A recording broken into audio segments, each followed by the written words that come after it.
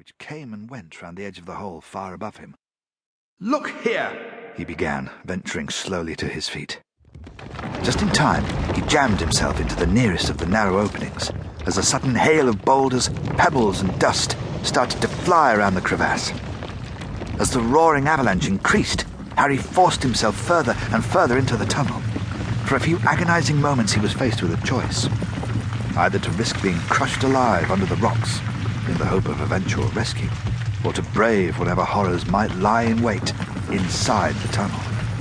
Even as he hesitated, the entrance of the shaft was rapidly blocked with boulders and splinters of rock. He no longer had any choice. There was only one way he could go. The doctor's limp body was dumped at the entrance to a small cave, let into the base of a towering cliff face, overlooking a vast plain scored with deep canyons. The mouth of the cave was half covered by a crude awning of reeds and thick ferns, and nearby an open fire blazed fiercely. A scruffily bearded, wiry man, dressed in the remains of a heavy spacesuit, unwound the scarf from the doctor's neck and rapidly bound his arms tightly to his sides. The massive figure of Krantz emerged from the cave carrying a small flask. He flung some of the contents into the doctor's face with a mumbled curse. "Are you mad, Krantz?" cried the other man, trying to snatch the container away. "Don't want to die of thirst yet. Not until I have to." Krantz brushed him aside with a shrug of his powerful shoulder.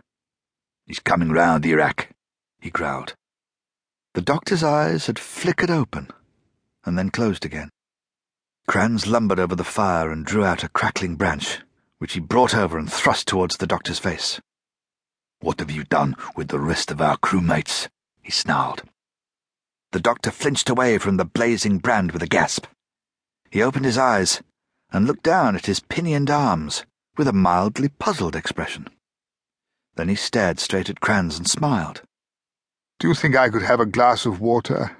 he croaked. Krantz pushed the burning branch closer. The doctor pressed himself back against the cliff. "What's happened to Roth and Warra and Henk?" snapped Iraq. The doctor craned round to look at him. "Oh dear," he sighed.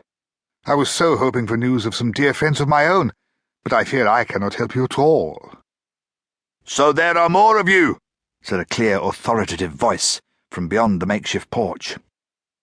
A tall, slim, fair-haired man of about 40 was gazing contemptuously at the doctor's bound, huddled figure. "Two very dear companions," said the doctor, struggling to sit more upright. "Perhaps you have seen them." "Where did you find him?" demanded the newcomer, ignoring the doctor. "First saw him lurking around that damned circle," Iraq replied, giving the doctor a sharp nudge so that he fell sideways, unable to save himself. "I was not lurking," he corrected gently. "I was simply attempting to repair that old transmat installation when I—" Iraq jerked the doctor upright again. "That old what?" cried the tall newcomer, approaching with an incredulous stare. "There's no transmat here," Iraq snapped. "The Earth's been junked." The doctor shook his head emphatically. "Temporarily abandoned, perhaps," he smiled. "But far from junked, as you call it." "It's finished. Useless," Krantz shouted in a sudden burst of fury. "It's nowhere near the patrol zone, so no one comes here, ever. Check, Vural." Krantz flung his last remark up to the tall, fair-haired man. He nodded slowly in agreement. "How did you get here?" Vural demanded, staring down at the doctor. "I was about to ask you the same question," the doctor replied calmly, his eyes watering with the smoke from the glowing branch. Krantz suddenly shoved it right up against the doctor's face, quivering with pent-up violence. "Don't play smart with us," he hissed. Then he turned to Vural. "We're getting nowhere like this," he muttered. "So why don't we finish him off?" Vural motioned Krantz to lay off. He fixed the doctor with piercing eyes and said in a quiet but menacing tone, "You know well enough how we got here. We were in orbit, measuring solar radiation levels. You sent out a bogus Mayday call and enticed us down here. When we left the scout to look around, the ship was vaporized. 9 of us are stranded." The doctor glanced around, his face creased with pain from the livid burn on his cheek. "Where are the others?" he asked through clenched